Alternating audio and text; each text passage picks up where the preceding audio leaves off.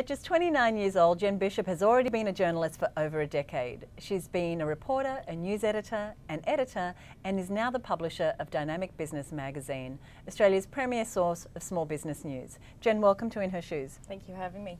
Now, you moved here from England 2.5 years ago. Yep. How is journalism different here than in the UK? Well, the fundamentals are the same. There are a few differences. Firstly, moving from London to Sydney, it's much smaller, and the media scene is a lot smaller. Everyone knows each other, and equally it's very easy to make a name for yourself quite quickly, which is a good thing. The other major difference is that Australia is definitely not as celebrity obsessed as the UK. There isn't such a tabloid culture here, which I think is probably a good thing. Now, publishing itself has undergone a lot of changes. Certainly with magazines, it seems that today if you don't have an online presence, you're missing out. How do you balance online and offline? We sat down about 2 years ago and looked at really ramping up our online presence.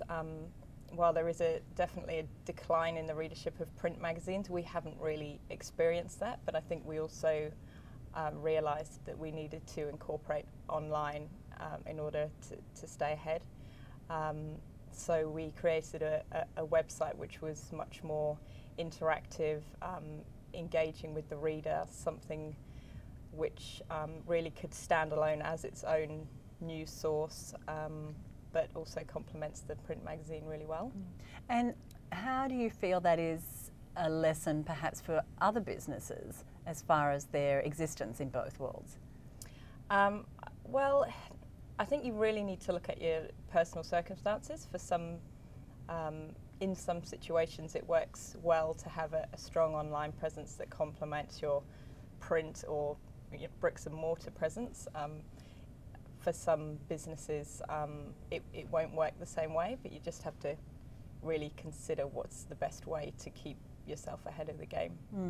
One of the things that you did recently is you rebranded the magazine. Now, it's been around for 18 years, so when you have an established look, an established brand, and your audience knows you in a particular way, what do you need to consider when making a drastic change?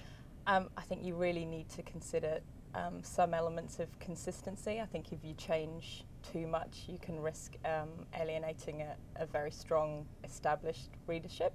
So we wanted to keep some consistency, but we really wanted to revamp, to refresh, to bring it up to date. Specifically the cover and the masthead, we felt that it was a little bit dated and it was really letting down the quality of the content inside the publication. And so with the refresh, you had a very renewed interest from readers?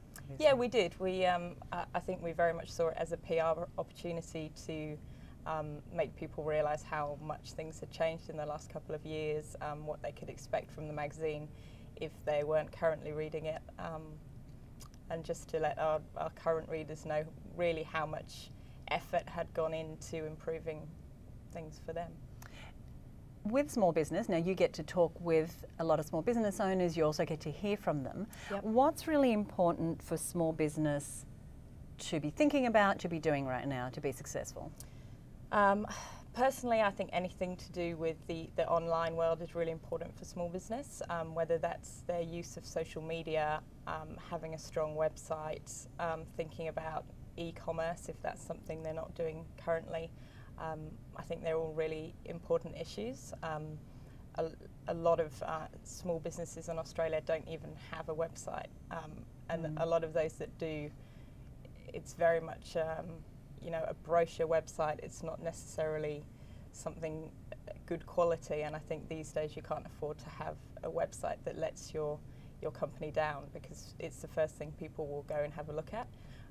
If it's a bit embarrassing, they might just think, well, the business behind this website may not be up to scratch. And that may not be the reality, but unfortunately it's the assumption people will make. That's all they've got to go off. Yeah.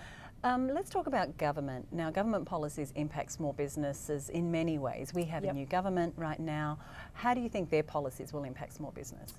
Hopefully in a good way. I think if the new government sticks to its policies around cutting red tape and cutting tax for small business, then you know, that would be great. It's really important, I think, that any government commits to supporting small business, because it's such a huge part of the economy.